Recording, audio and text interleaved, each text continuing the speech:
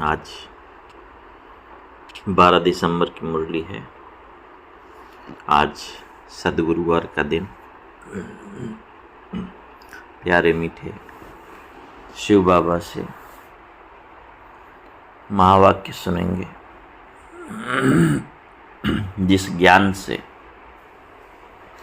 आत्मा की सद्गति होती है। तो वरदानी मूरत बाबा आज हम बच्चों पर ज्ञान वर्षा कर रहा है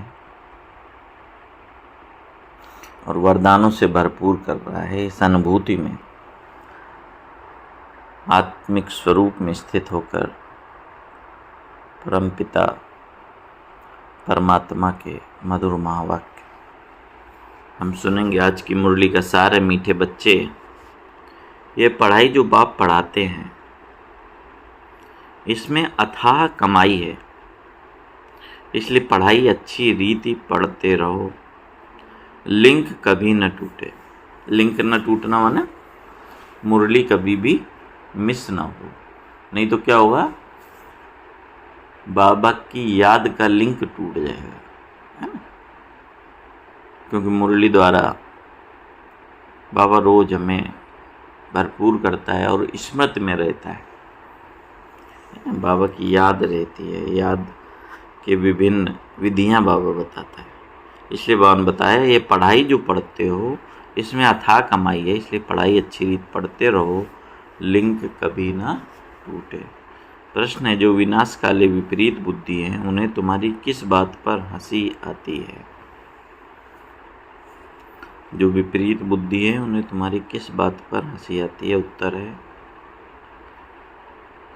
तुम जब कहते हो कि विनाश काल नज़दीक है तो उन्हें हंसी आती है। तुम जानते हो बाप यहाँ बैठे तो नहीं रहेंगे। बाप की ड्यूटी है पावन बनाना। जब पावन बन जाएंगे तो ये पुरानी दुनिया विनाश होगी और नहीं आएगी।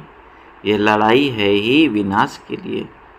तुम देवता बनते हो तो इस कलयुगी छीछी सृष्टि पर आ नहीं सकते।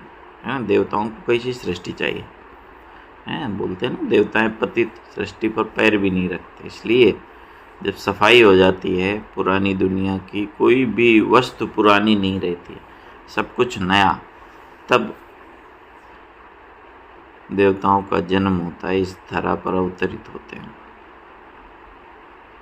ओम शांति। रूहानी बाप बैठ रूहानी बच्चों को समझाते हैं।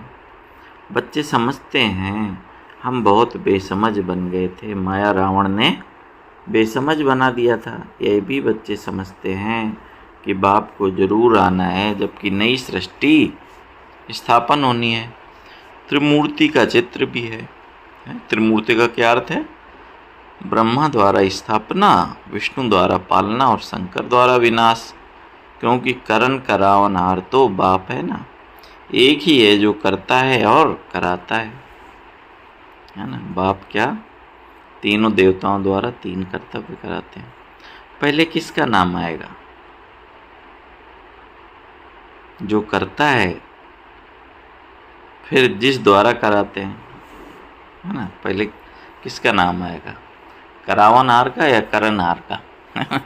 तो बाबा है करावनहार, इन तीन देवताओं द्वारा कर्तव्य कराते हैं। तो बाबा ने बोला पहले किसका नाम आएगा?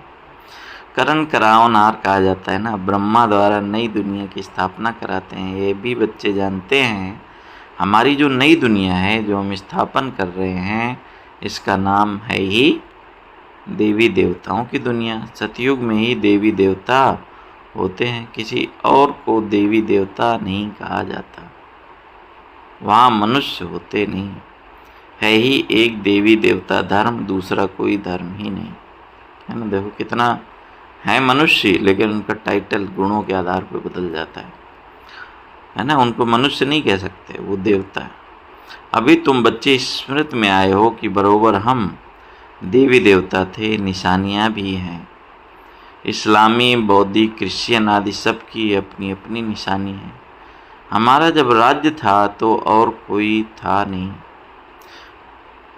अभी फिर और सभी धर्म है और हमारा देवी देवता धर्म है नहीं। देखो कितना कंट्रास्ट है। जब हमारा राज्य है तो कोई धर्म नहीं, और जब सभी धर्म है तो हमारा राज्य नहीं। हमारा धर्म ही गुम है, देवी देवता धर्म। गीता में अक्षर बड़े अच्छे हैं परंतु कोई समझ नहीं सकते। बाप कहते हैं विनाश काले विपरीत बुद्धि और विनाश काले प्रीत बुद्धि, है ना। तो बाबा का ज्ञान जिसको है वो सब कैसे हैं? प्रीत बुद्धि। विनाश तो इस समय ही होना है। बाप आते भी संगम पर हैं जबकि चेंज होती है। बाप तुम बच्चों को बदले में सब कुछ नया देते हैं।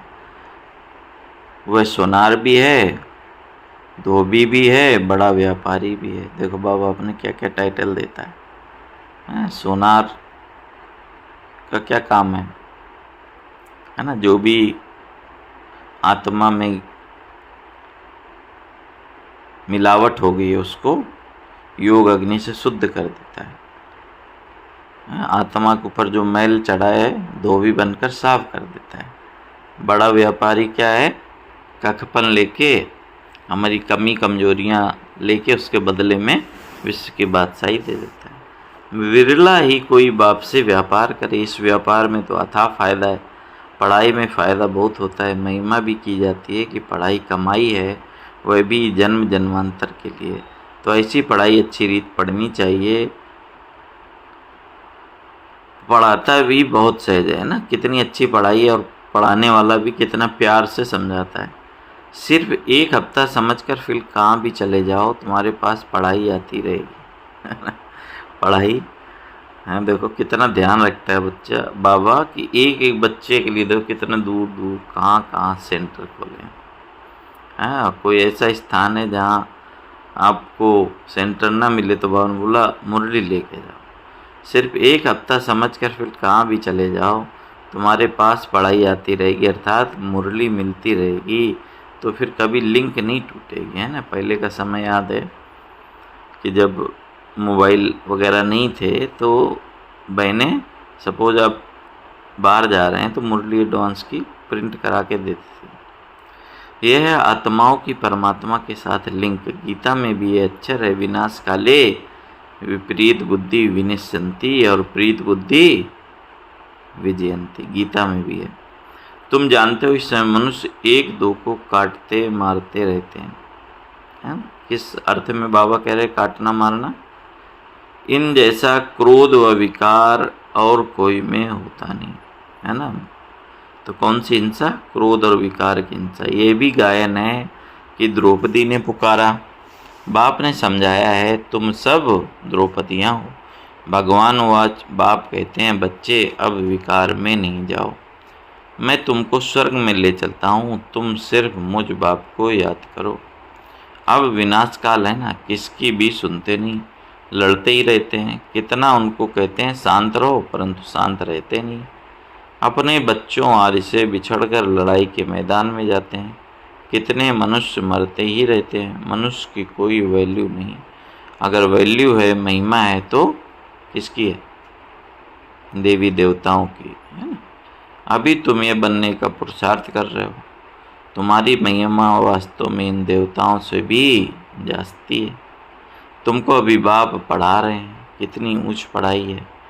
पढ़ने वाले बहुत जन्मों के अंत में बिल्कुल ही तमो प्रधान है। मैं तो सदैव सतो प्रधान ही हूँ। बाबा सदैव सतो प्रधान है, नहीं तो हम आत्माओं को सतो प्रधान कैसे बनाएं। तो इसलिए बाबा ने कहा, बाप कहते हैं मैं तुम बच्चों का ओबीडियंट सर्वेंट बनकर आया हूँ। विचार करो हम कितने छीछी बन गए हैं। तुलना करो अगर सतयुग आदि से और अभी कहाँ से कहाँ आ गए। बाप ही हमको वाह वाह बनाते हैं। भगवान बैठ मनुष्यों को पढ़ाकर कितना ऊंच बनाते हैं। बाप खुद कहते हैं मैं बहुत जन्मों के अंत में तुम सबको तमो प्रधान से सतो प्रधान बनाने आया हूँ। अभी तुमको पढ़ा रहा हूँ। बाप कहते हैं मैंने तुमको स्वर्गवासी बनाया, फिर तुम नरकवासी कैसे बने? किसने बनाया? है ना, किसने बनाया? विकारों ने। गायन भी है विनाश काले विपरीत बुद्धि विनश्यंती और प्रीत बुद्धि विजयंती, है ना। गीता के अक्षर भी है ना। तो बाबा ने बोला देखो अर्जुन को दिखाया प्रीत बुद्धि और दुर्योधन को भी प्रीत बुद्धि, है ना। तो भगवान को पहचानने की समझ, है ना। तो ज्ञान सभी को मिलता है, लेकिन किसको निश्चय होता है। तो बानो बोला फिर जितना जितना प्रीत बुद्धि रहेंगे, अर्थात बहुत याद करेंगे, उतना तुम्हारा ही फायदा है। लड़ाई का मैदान है। कोई भी ये नहीं जानते कि गीता में कौन सी युद्ध बताई है। उन्होंने तो फिर कौरवों और पांडवों को युद्ध दिखाई है। कौरव संप्रदाय पांडव संप्रदाय भी हैं, परंतु युद्ध तो कोई है नहीं। पांडव उनको कहा जाता है जो बाप को जानते हैं, बाप से प्रीत बुद्धि हैं। कौरव उनको कहा जाता है जो बाप से विपरीत बुद्धि है। अक्षर तो बहुत अच्छे अच्छे समझने लायक हैं। अभी है संगम युग। तुम बच्चे जानते हो नई दुनिया की स्थापना हो रही है। बुद्धि से काम लेना है। अभी दुनिया कितनी बड़ी है। सतयुग में कितने थोड़े मनुष्य होंगे। छोटा झाड़ होगा, वह झाड़ फिर बड़ा होता है। मनुष्य सृष्टि रूपी ये उल्टा झाड़ कैसे है, ये भी कोई समझते नहीं। इसको कल्प वृक्ष कहा जाता है। वृक्ष का नॉलेज भी चाहिए, और वृक्षों का नॉलेज तो बहुत ईजी है, झट बता देंगे। लेकिन इस कल्प वृक्ष का नॉलेज भी ऐसा ईजी है, परंतु यह है ह्यूमन वृक्ष। दुनिया के कैसे हैं, फल फूल वाले, और इसमें मनुष्य सृष्टि की बात इस कल्प वृक्ष में दिखाई है। मनुष्यों को अपने वृक्ष का पता ही नहीं पड़ता। कहते भी हैं गॉड इज क्रिएटर, तो जरूर चैतन्य है ना। बाप सत्य है, चैतन्य है, ज्ञान का सागर है। उसमें कौन सा ज्ञान है, ये भी कोई समझते नहीं। बाप ही बीज रूप चैतन्य है, उनसे ही सारी सृष्टि की रचना होती है। तो बाप बैठ समझाते हैं। मनुष्यों को अपने झाड़ का पता नहीं है, और झाड़ों को तो अच्छी रीति जानते हैं। झाड़ का बीज अगर चैतन्य होता तो बतलाता, परंतु वह तो जड़ है। तो अब तुम बच्चे ही रचता और रचना के राज को जानते हो। यह सत्य है, चैतन्य है, ज्ञान का सागर है। चैतन्य में तो बातचीत कर सकते हैं ना। मनुष्य का तन सबसे ऊंच अमूल्य गाया हुआ है, इसका मूल्य कथन नहीं कर सकते, है ना। बोलते हैं ना कि बड़े भाग्य मानुष तन पावा। तो कब भाग्यशाली बनता है, जब इस मनुष्य तन में बैठी आत्मा परमात्मा से मिलन मनाती है, उसका ज्ञान सुनती है। तो इसलिए बावन का मनुष्य का तन सबसे ऊंच अमूल्य गया है, इसका मूल्य कथन नहीं कर सकते। बाप आकर आत्माओं को समझाते हैं।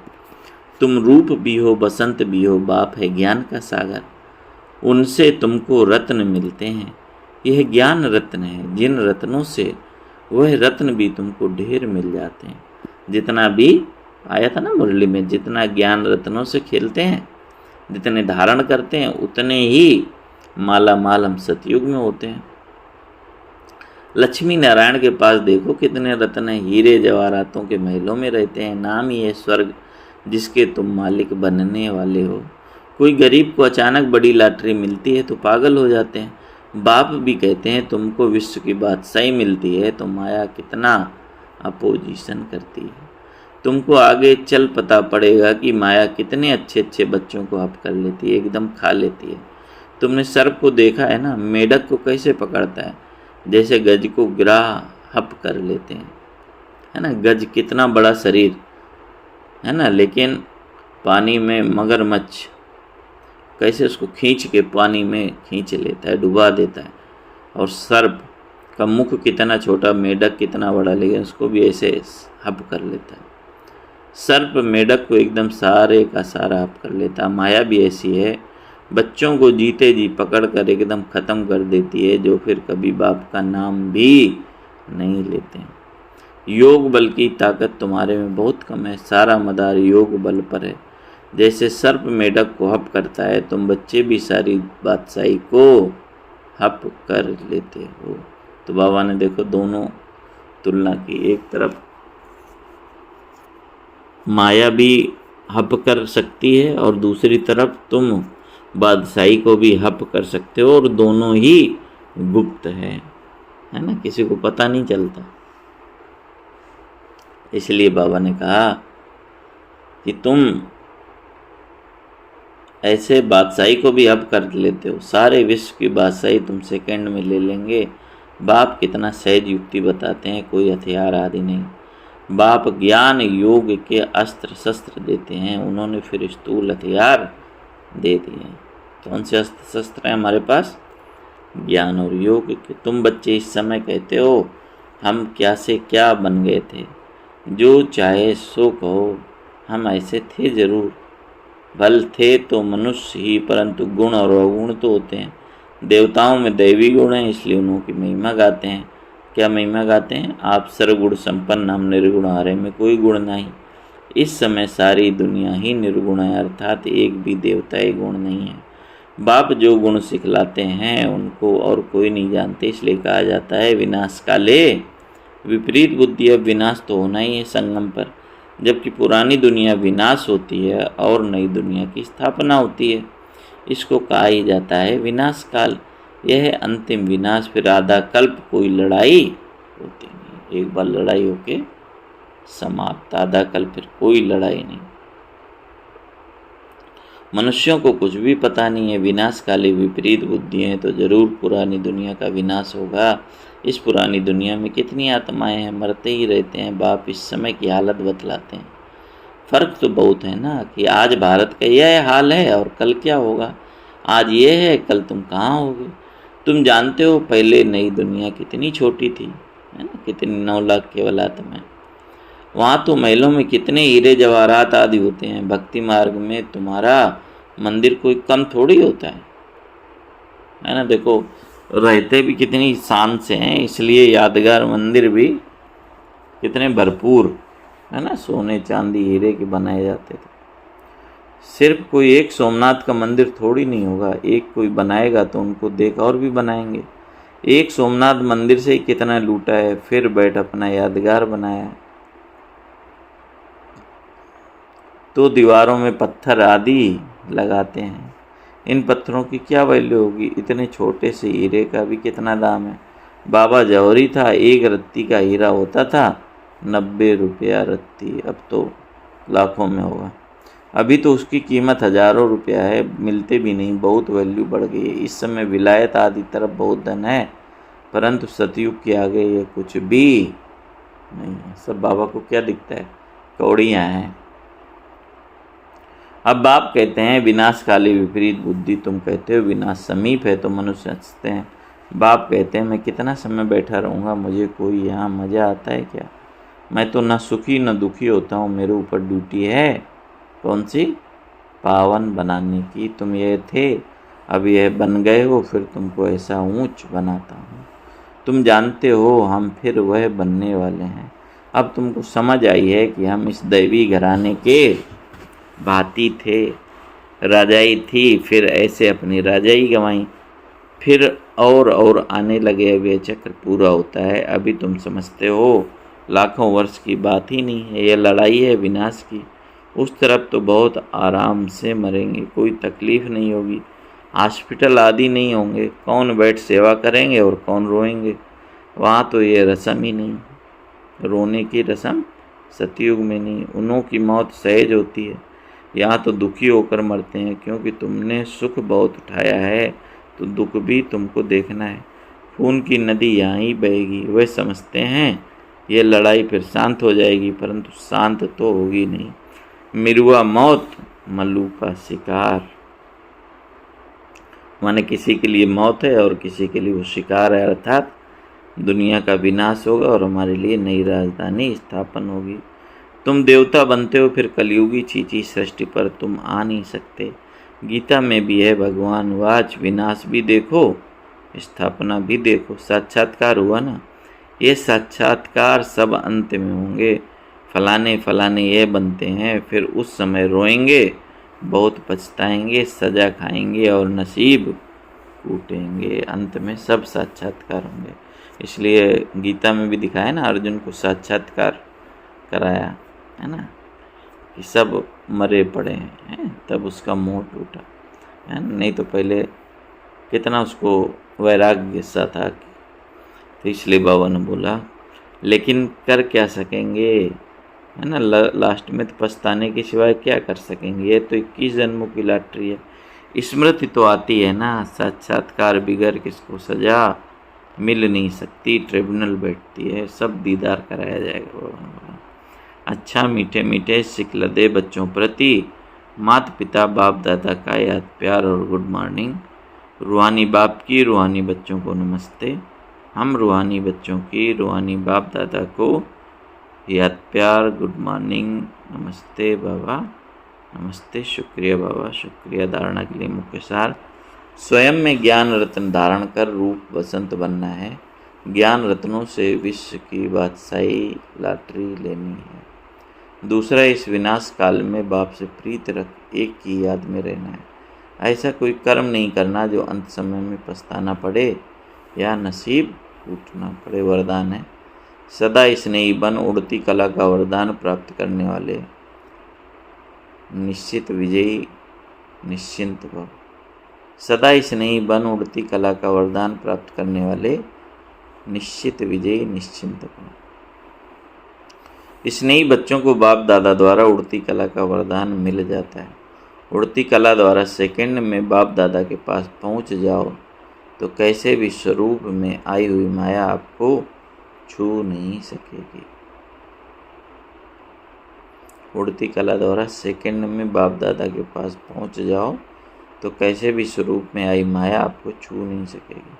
परमात्म छत्र छाया के अंदर माया की छाया भी नहीं आ सकती। स्नेह मेहनत को मनोरंजन में परिवर्तन कर देता है। जहाँ स्नेह होता है वहाँ मेहनत नहीं लगती, मनोरंजन होता है। स्नेह हर कर्म में निश्चित विजयी स्थिति का अनुभव कराता है। स्नेही बच्चे हर समय निश्चिंत रहते हैं, है ना। तो इसलिए बाबा ने बोला ना कई बार कि मोहब्बत हो तो मेहनत से मुक्त हो जाएंगे। तो स्नेह बाबा से, परिवार से, ज्ञान से, योग से, है ना, तो कोई मेहनत नहीं लगेगी और मनोरंजन लगेगा। आज की मुरली से स्लोगन है, नथिंग न्यू की स्मृति से सदा अचल रहो तो खुशी में नाचते रहेंगे, है ना। कुछ भी नया नहीं है, हमने हर कल्प इस पर विजय प्राप्त किए। ये अनुभव रहेगा तो सदा खुशी में झूमते रहेंगे। अच्छा, ओम शांति। आज बाबा ने हमें जो स्मृति दिलाई कि लिंक टूटे नहीं, है ना, इसके लिए नियमित ज्ञान और योग का अभ्यास, है ना। निश्चय बुद्धि विजयंती, है ना। तो इसलिए प्रीत बुद्धि विजयंती, है ना। प्रीत बाबा से रखनी है, बाबा को पहचानना, जानना और उसके मार्ग पर चलना। तो ऐसे बाबा को सदैव याद करना है कि अभी विनाश काल का समय है, अपनी कमाई जमा करनी है, घर चलने का समय है, नई दुनिया आई की आई, है ना। अच्छा, ओम शांति, ओम शांति।